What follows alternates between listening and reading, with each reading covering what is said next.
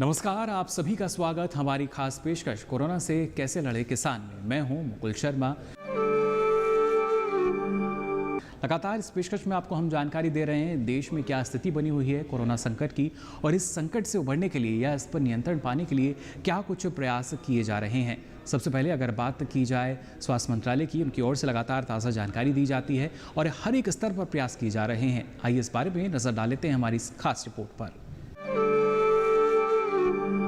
स्वास्थ्य और परिवार कल्याण मंत्रालय ने 50 से अधिक जिलों और नगर निकायों के साथ 15 राज्यों केंद्र शासित प्रदेशों में उच्च स्तरीय केंद्रीय टीमों को तैनात करने का फैसला लिया है, जहां कोरोना के मामले अधिक हैं। ये टीमें राज्य सरकारों की सहायता के लिए हैं, जो उन्हें कोरोना से लड़ने में तकनीकी सहायता प्रदान करेगी। स्वास्थ्य और परिवार कल्याण मंत्रालय की टीम महाराष्ट्र के 7 जिले और नगर पालिका का दौरा करेगी, जबकि तेलंगाना के 4, तमिलनाडु के 7, राजस्थान के 5, असम के 6, कर्नाटक, हरियाणा, बिहार और उत्तर प्रदेश के 4 जिलों के साथ दिल्ली, पश्चिम बंगाल, उत्तराखंड और गुजरात के 3 जिलों का दौरा करेगी। ये केंद्रीय टीमें मध्य प्रदेश और ओडिशा के 5 जिलों का दौरा कर सभी प्रभावित राज्यों का रिपोर्ट सरकार को सौंपेगी। और इसी के साथ ही हमारी खास पेशकश में वक्त हो चला एक छोटे से ब्रेक का। आप कहीं मत जाइए, बने रहिए दूरदर्शन किसान पर। जानकारी जो किसानों के लिए हो लाभकारी, समस्याओं पर पड़ेगा समाधान भारी, कृषि की हर बात का ख्याल, कब कैसे की जाए बेहतर देखभाल। जानिए विशेषज्ञों के साथ, देखिए खेत खलिहान, सोमवार से शुक्रवार सुबह 7 बजे डीडी किसान पर।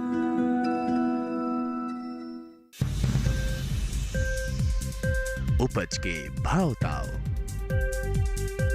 आवक का हाल चाल, आयात निर्यात पर पैनी नजर, जानकारों की सटीक सलाह, सिर्फ मंडी खबर में, सोमवार से शनिवार सुबह 8:05 पर।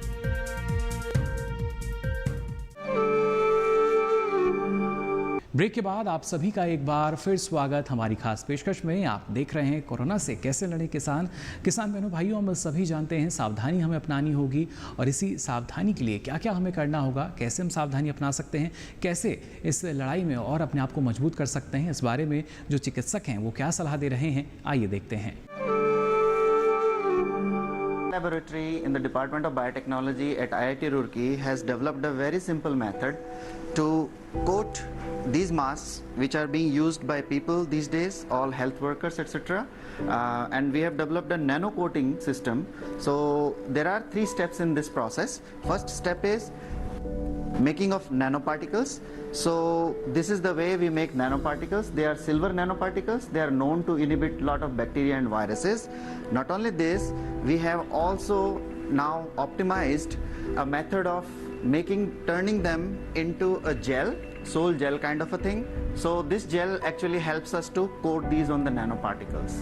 So once these things are prepared, then we add 2 phytochemicals which are available to us. Now we add these as well as surfactant in such a ratio that all these chemicals, they act in a synergistic manner to inhibit the bacteria and viruses. Corona कोविड-19 संक्रमण दिशा निर्देश। किसानों को corona बीमारी के फैलाव को रोकने के लिए कृषि कार्यों के दौरान सावधानियां और सुरक्षा उपाय। हाथों को साबुन से एक नियमित अंतराल पर धोते रहें। एक दूसरे से 3 से 4 मीटर दूरी बनाए रखें। चेहरे पर मास्क अवश्य पहनना चाहिए। हाथों को चेहरे पर ना लगाएं। कृषि कार्यों के दौरान प्रत्येक कदम पर सामाजिक दूरी और सुरक्षा उपायों को अपनाना चाहिए। कृषि कार्य समय अंतराल पर करें। एक ही दिन में बहुत लोगों को काम पर ना लगाएं। परिचित व्यक्तियों को ही कार्य में लगाएं, ताकि कृषि कार्यों के दौरान विषाणु वाहक के प्रवेश से बचा जा सके। कटाई तथा अन्य कृषि कार्यों में लगे व्यक्तियों को मास्क का उपयोग करना चाहिए। समुचित अंतराल पर साबुन से हाथ धोना चाहिए। फसलों की कटाई तथा भंडारण करते समय जूते, दस्ताने व मास्क का उपयोग करें। फसल कटाई में पहले दिन पहने कपड़ों को अच्छी तरह धोकर तथा सुखाकर ही पुनः उपयोग में लें। कटाई में उपयोग किए गए उपकरणों तथा मशीनों को अच्छे प्रकार से साफ करें। उपकरणों तथा मशीनों को बार बार ना छुएं। छूने के बाद साबुन से हाथ अवश्य धो लें। खेत में फसल काटते समय एक व्यक्ति से दूसरे के बीच कम से कम 3 से 4 मीटर की दूरी रखें। सभी के लिए पानी तथा खाने के बर्तन अलग अलग रखें। प्रयोग करने के बाद साबुन से अच्छी तरह साफ कर लें। अनाज को भंडारण में रखने से पहले भंडार घर की सफाई करें। अनाज को सुखा लें। दानों में नमी 12% से ज्यादा नहीं होनी चाहिए। भंडार घर को अच्छे से साफ कर लें। छत या दीवारों पर यदि दरारें हैं तो इन्हें भरकर ठीक कर लें। बोरियों को 5% नीम तेल के घोल से उपचारित करें। बोरियों को धूप में सुखाकर रखें जिससे कीटों के अंडे तथा लार्वा तथा अन्य बीमारियां आदि नष्ट हो जाएं। कटाई के उपरांत घर लौटते समय अलग अलग वाहनों या साइकिल का प्रयोग करें। भीड़ वाली जगह तथा कोरोना संक्रमित जगह पर ना जाएं। यदि किसी व्यक्ति को खांसी, जुकाम, बुखार, सिर दर्द, बदन दर्द आदि के लक्षण हो तो उसे कटाई तथा अन्य कृषि कार्यों से दूर रखें और तुरंत नजदीकी स्वास्थ्य कर्मी को सूचित करें। सब्जियों जैसे टमाटर, बैंगन, लौकी तथा अन्य सब्जियों को तोड़ने से पहले हाथों में दस्ताने तथा मास्क अवश्य पहन लें तथा इन्हें बाजार में बेचने के समय सामाजिक दूरी का ध्यान जरूर रखें। इम्यूनिटी बढ़ाने के लिए आयुष मंत्रालय के तरीके अपनाएं जो रोग प्रतिरोधक क्षमता बढ़ाने में उपयोगी होते हैं। पीने के लिए गर्म पानी का ही उपयोग करें। योगासन, प्राणायाम और ध्यान हर दिन कम से कम 30 मिनट तक जरूर करें। हल्दी, जीरा, धनिया, लहसुन का उपयोग खाने में अवश्य करें। आधा चम्मच हल्दी को 150 मिलीलीटर दूध में मिलाकर दिन में 1 से 2 बार पिएं। ध्यान रखें, खाना खाने के तुरंत बाद या तुरंत पहले दूध ना पिएं। हर्बल चाय या काढ़ा पिएं। इसके लिए तुलसी, दालचीनी, काली मिर्च, अदरक और मुनक्का एक साथ पानी में उबाल लें और छानकर इस पानी का सेवन करें। स्वाद के लिए गुड़ या नींबू का रस मिला सकते हैं। इसे आप दिन में 1 से 2 बार पी सकते हैं। आरोग्य सेतु ऐप को फोन पर डाउनलोड करें। भारत सरकार का ये ऐप आसपास मौजूद कोरोना संक्रमित लोगों के बारे में पता लगाने में मदद करेगा।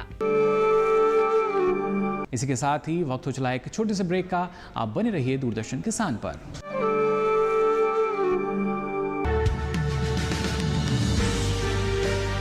50 साल से लगातार कृषि दर्शन है आपके साथ। खेती की नई तकनीकों से लेकर किसानों की हर समस्या का हल, जारी है कृषि दर्शन का ये सफर। किसान चैनल के साथ सोमवार से शुक्रवार शाम 5:30 पर।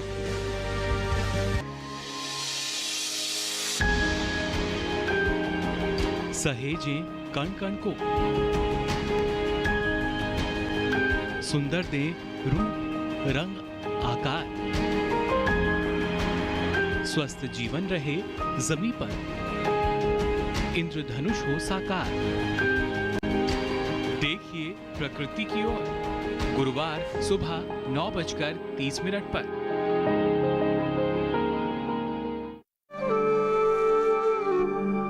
ब्रेक के बाद आप सभी का एक बार फिर स्वागत हमारी खास पेशकश में। आप देख रहे हैं कोरोना से कैसे लड़े किसान बहनों भाइयों, हम सभी जानते हैं सावधानी हमें अपनानी होगी और इसी सावधानी के लिए क्या क्या हमें करना होगा, कैसे हम सावधानी अपना सकते हैं, कैसे इस लड़ाई में और अपने आप को मजबूत कर सकते हैं, इस बारे में जो चिकित्सक हैं वो क्या सलाह दे रहे हैं, आइए देखते हैं। मेरा नाम गोविंद माखरिया है और मैं एम्स न्यू दिल्ली में गैस्ट्रोएंटरोलॉजी डिपार्टमेंट में प्रोफेसर हूँ। आज दूरदर्शन के किसान चैनल के माध्यम से मैं आपसे कुछ बात करना चाहता हूँ। जैसे कि आप सभी जानते हैं कि इस वक्त पूरे विश्व में और हमारे देश में भी एक बीमारी जो कि एक वायरस से होती है, कोरोना वायरस, वो पूरी विश्व में फैल रही है और हमारी कंट्री में भी ये बीमारी अब फैलने लगी है। ये बीमारी होती कैसे है और इससे कैसे बचे, इस पे मैं कुछ बात करना चाहता हूँ आपसे। पहले जो बीमारी कैसे होती है ये समझे हम। ये बीमारी अगर किसी व्यक्ति को जो विदेश में है और वहां इन्फेक्शन उसको लग गया और वो अपने देश में आता है, तो एक पहला एंट्री होती है उस इन्फेक्शन की किसी नए देश में। अब ये इन्फेक्शन एक आदमी से दूसरे आदमी को फैल सकता है। 2 तरीके फैलने की। पहला तरीका ये है कि अगर किसी व्यक्ति को इन्फेक्शन है और उसको खांसी आई, तो खांसी आने से जो हवा बाहर निकलती है उसमें बहुत से वायरस भी निकलते हैं खांसी में, और वो पूरे वातावरण में फैलते हैं। और ये वायरस जब तक रहते हैं, करीब करीब थोड़ी देर रहते हैं इसमें, हवा में रहते हैं और फिर नीचे सतह पे बैठ जाते हैं। तो देखिए, आपने चिकित्सक की सलाह, इसके साथ साथ लगातार अगर बात की जाए राज्य सरकारों की या जो कृषि संस्थान हैं और ख़ासतौर से भारतीय कृषि अनुसंधान परिषद द्वारा भी जो दिशा निर्देश हैं किसानों के लिए वो जारी किए गए हैं, जिनका पालन हमें करना होगा और जो कोरोना का खतरा है इसको हम कम से कम कर सकते हैं, लेकिन उस जानकारी का होना बेहद ज़रूरी। तो आइए इसके बारे में लेते हैं थोड़ी सी और जानकारी।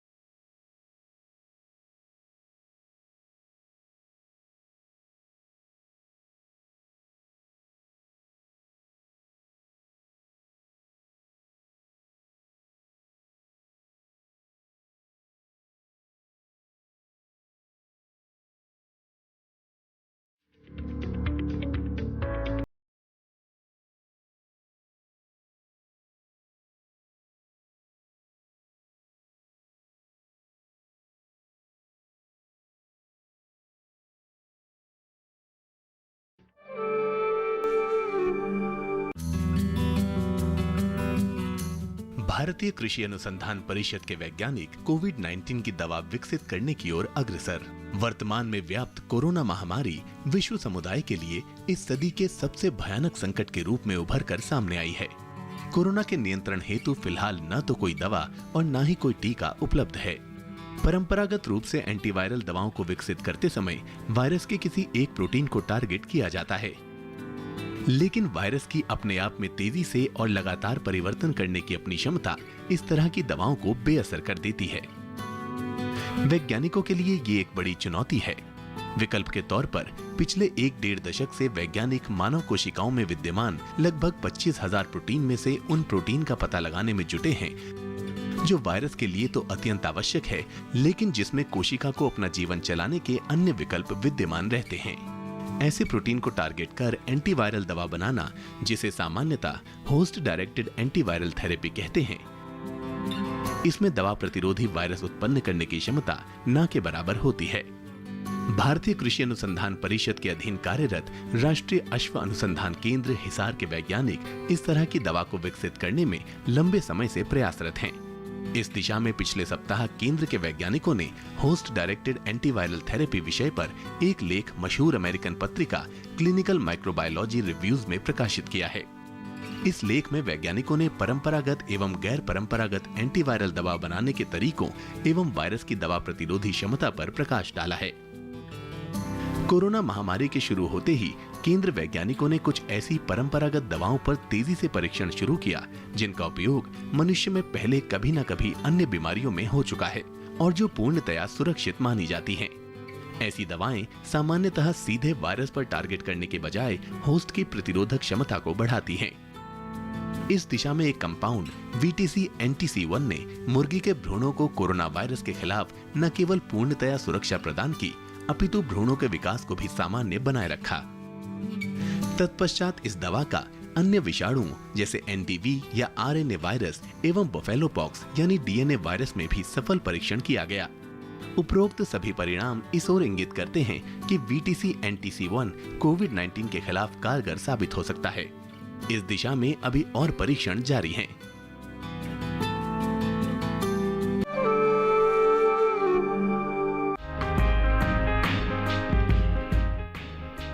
कृषि, सहकारिता एवं किसान कल्याण विभाग लॉकडाउन के दौरान क्षेत्र यानी फील्ड स्तर पर किसानों की सहूलियत और कृषि गतिविधियों को सुविधाजनक बनाने के लिए कई उपाय कर रहा है। केंद्र कृषि और किसान कल्याण मंत्री श्री नरेंद्र सिंह तोमर नियमित रूप से स्थिति की निगरानी कर रहे हैं। लॉकडाउन की अवधि के दौरान नेफेड द्वारा फसलों की खरीद की स्थिति की बात करें तो आंध्र प्रदेश, तेलंगाना, कर्नाटक, राजस्थान, महाराष्ट्र, मध्य प्रदेश, गुजरात, उत्तर प्रदेश और हरियाणा से 3,17,000 मीट्रिक टन चने की खरीद की गई है। इसके अलावा राजस्थान, मध्य प्रदेश, उत्तर प्रदेश, गुजरात और हरियाणा से 3,67,000 मीट्रिक टन सरसों की खरीद की गई। वहीं तमिलनाडु, तेलंगाना, आंध्र प्रदेश, महाराष्ट्र, कर्नाटक, मध्य प्रदेश, गुजरात और ओडिशा से 1,86,000 मीट्रिक टन तुर की खरीद की गई है। रबी विपणन सीजन 2020-21 में कुल 277,38,000 मीट्रिक टन गेहूं की FCI में आवक हुई, जिसमें से 268,90,000 मीट्रिक टन की खरीद की गई। रबी सीजन 2020-21 में 11 राज्यों में रबी दलहन और तिलहन के लिए कुल 3,208 निर्दिष्ट खरीद केंद्र मौजूद है। वहीं प्रधानमंत्री किसान सम्मान निधि योजना के तहत लॉकडाउन की अवधि के दौरान यानी 24 मार्च से अब तक लगभग 9 करोड़ 25 लाख किसान परिवार लाभान्वित हुए हैं और 18,517 करोड़ रुपए की राशि जारी की गई है।